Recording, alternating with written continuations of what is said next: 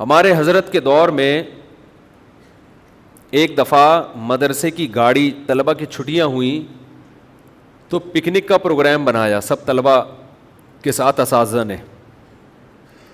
کراچی میں بڑی ٹائٹ بارش ہو رہی تھی تو سب کا ارادہ ہوا کہ جی سب طلبہ کہاں جائیں گے؟ جی ہاکس میں جائیں گے. ہمارے استاذ بھی طلبہ بھی، تو گاڑی میں سارے ہاکس میں چلے گئے. بڑا مزہ آیا، نہائے دھوئے، چھٹی تھی. طلبہ کا بھی دل چاہتا ہے نا کبھی کبھار یہ ایکٹیویٹیز تو دینی مدرسوں کے طلبہ کی بھی ہونی چاہیے کہ نہیں، ورنہ مکھنچو بن جائیں گے، عجیب سے بن جائیں گے بیٹھے بیٹھے. جب شام کو واپس آئے تو گاڑی خراب ہو گئی. ہمارے حضرت مفتی رشید احمد صاحب رحمہ اللہ کو بڑا غصہ آیا کہ مدرسے کی وقف کی گاڑی کا ایسا استعمال کیوں کیا؟ یہ تو مدرسے کی، اس کو تو بہت احتیاط سے چلانا چاہیے تھا. یہ کھڈے میں کیوں گئی اور یہ کیچڑ میں کیوں چلائی؟ وہ بہت سخت ہے وقف کے معاملات میں، بہت سخت ناراض ہو گئے اور طبیعت سے سب کو ڈانٹا. اب روز نہ آتے ہی جب بھی ان کی مجلس ہوتی تھی 11:15 بجے، تو 11:15 بجے نصیحت شروع کرنے سے پہلے ڈانٹ سے ابتدا ہوتی تھی. عربی میں ڈانٹتے تھے، عربی میں نا، اور پھر اردو میں ایک لفظ بولتے تھے کہ وقف کی گاڑی کا آپ نے ایسا استعمال کیوں کیا؟ اب جب دیکھا کہ حضرت غصے میں بہت آ گئے ہیں تو سب نے انکوائری شروع کر دی. حضرت کو خبر دی کس نے؟ مفتی صاحب. یہ اطلاع پہنچائی کس نے؟ اس کو پکڑو سالے کو. ان کو بتایا کس نے؟ اب تفتیش، ہم لوگوں نے سب نے مل کے تفتیش شروع. بیٹا یہ وہ بندہ کون ہے شکایتی ٹٹو ہے؟ ایک گلاس پانی اور پلا دیں ذرا. وہ شکایتی ٹٹو ہے کون جس نے ان کو جا کے بتایا؟ حضرت تھوڑی ہمارے ساتھ گئے تھے، ان کو کیا پتا کہ گاڑی کو خراب ہوئی ہے کہ صحیح ہوئی ہے. اب تفتیش میں لگ گئے اور حضرت روزانہ پہلے ڈانٹتے پھر دوسرے کام شروع کرتے. حضرت کی ڈانٹی ختم نہیں ہو رہی اور ہم اس انکوائری میں یہ بندہ کون ہے سب اسی چکر میں لگ گئے نا. وہ کہہ رہے اس نے لگائی ہے، وہ کہہ رہے اس نے لگائی ہے. ابے اس کا تو کام ہی یہی ہے. پھر حضرت تک بھی ہم نے کسی طرح کی بات پہنچانے کی کوشش کی کہ یہ بتائیں کہ بتایا کس نے.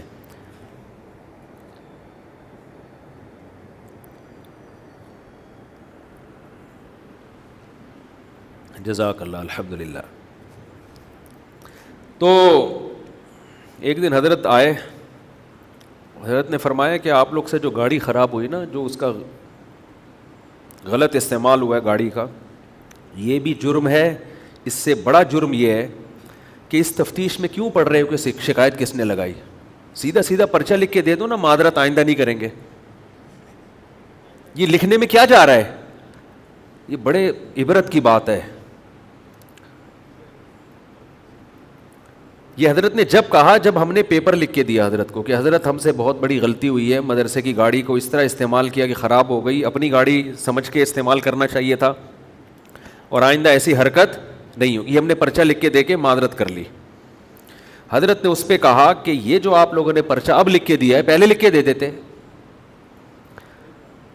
دیکھو فسادی کا مطلب کیا ہوتا ہے. اسی طرح کے محلے میں فسادی ہوتے ہیں، بجائے اس کے غلطی ہو گئی ہے بھائی سوری کرو. ہر آدمی سے ہو جاتی ہے، آئندہ خیال کریں گے تاوان بھر دو کہ یہ خراب ہوئی ہے ہم ریپیئرنگ کروائیں گے اس کی. کوئی طلبہ میں مالدار بھی ہوتے ہیں، وہ کہتے ہیں بھائی ہم ٹھیک کرا دیں گے.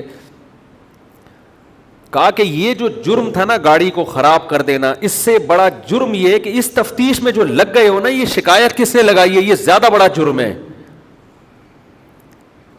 یہ فسادی ہونے کی علامت ہے کہ اصلاح کا جذبہ نہیں ہے. اس سے ایک نیا فساد کھڑا ہو جاتا ہے نا. اس نے شکایت لگائی ہے، وہ کہتے ہیں میں نے نہیں لگائی، ہم کہتے ہیں اس نے لگائی، اس سے نفرتیں.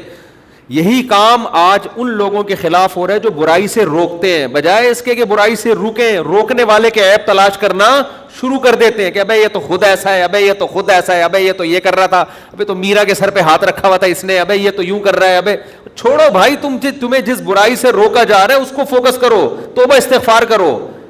دوسرے کی غلطیوں کو اللہ پہ چھوڑ دو، اللہ ٹھیک کرے گا. یہ آپ کا کام نہیں ہے. سمجھ میں آ رہی ہے بات کہ نہیں آ رہی ہے؟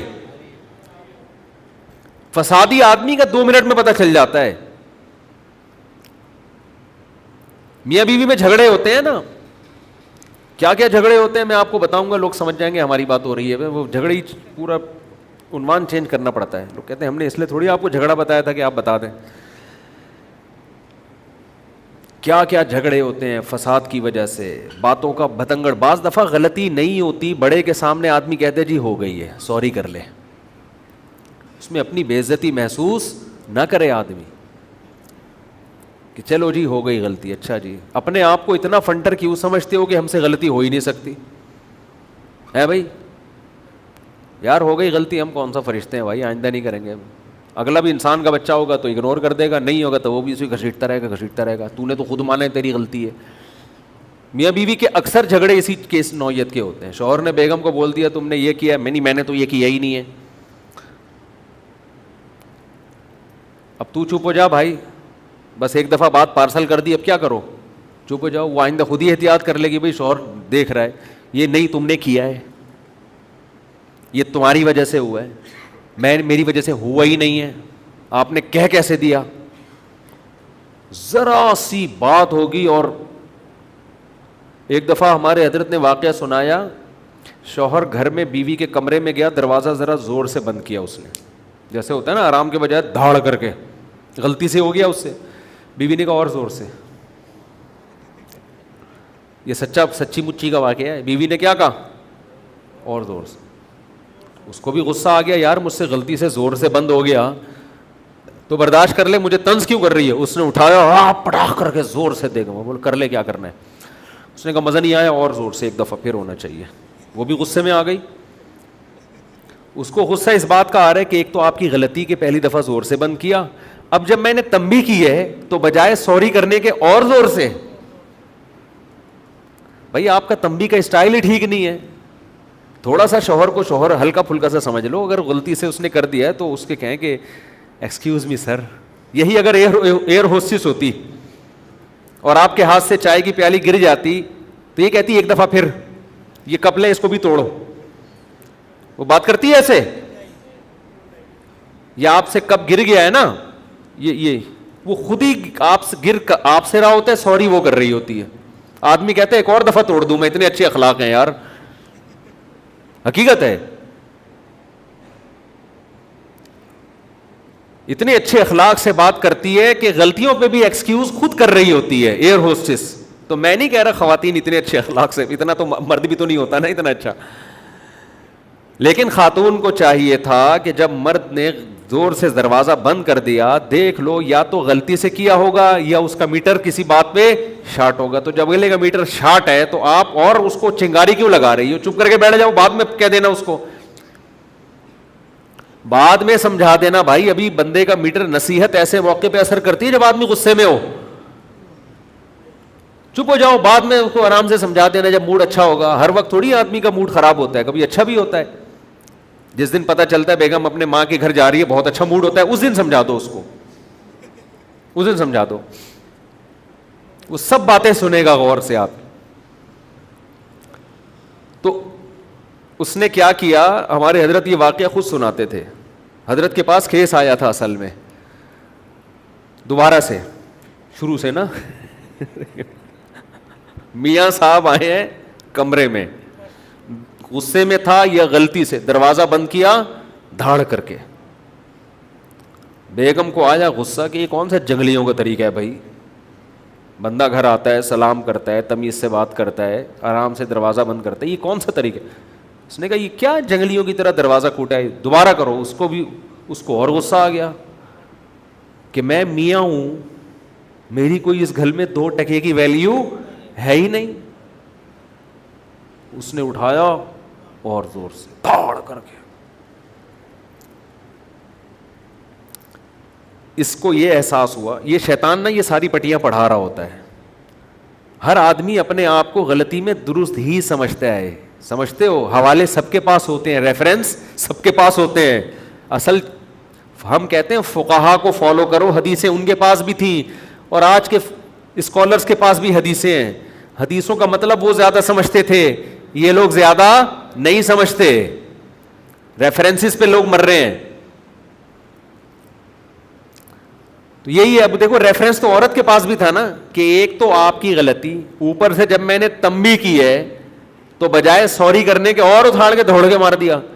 پھر جب میں نے دوبارہ کہا کہ اور زور سے, تو اب آپ کو احساس ہو جانا چاہیے تھا, اب سوری کر لیتے. تو بجائے اس کے سوری کے اور دوبارہ تو دروازے کو اللہ نے قوت گویائی نہیں دی, ورنہ وہ بولتا کہ تم دونوں کے پھڈے میں مجھے کیوں پیٹ رہے ہو یار, پکڑ کے ایک دوسرے کو کوٹو نا, میرا کیا قصور ہے. تو ایسی لڑائی ہوئی ہے کہ کھڑے کھڑے وہیں 3 طلاقیں ہوئی ہیں ان دونوں کے درمیان.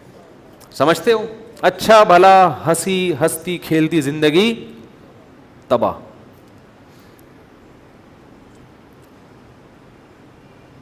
کتنا اثر پڑتا ہے دونوں خاندانوں پہ, کتنا برا اثر پڑتا ہے. اور آج کل پھر اس سے بڑا اثر یہ کہ حلال کو حرام کو حلال کر لیتے ہیں, اہل حدیث سے فتوے لا کے وہ 3 طلاقیں دے کے رکھ لیتے ہیں. یہ پھر ساری زندگی زنا کا, ساری زندگی کا زنا.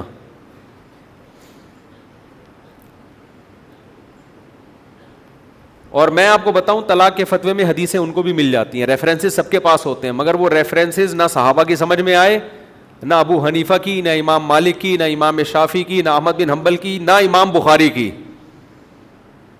امام بخاری بھی اکٹھی 3 کو 3 ہی مانتے ہیں. آج کے اسکالرس کو آپ سنیں تو ایسا لگتا ہے قرآن حدیث انہی نے سمجھا, باقی تو سارے گھاس کھا رہے تھے. اور ہم جب بات کرتے ہیں تو کہتے ہیں یہ اپنے فرقے کو پروموٹ کر رہے ہیں, مسلک کو. جو صحابہ کی بات کر رہا ہے, چاروں ائمہ کی بات کر رہا ہے, محدثین کی بات کر رہا ہے, اس کو فرقہ پرست کہ یہ بہشتی زیور کا دفاع کر رہا ہے. اور جو بات کر رہا ہے اپنے فرقے کی, لیبل قرآن حدیث لگا دیا, اس کو لوگ فرقہ پرست نہیں کہتے.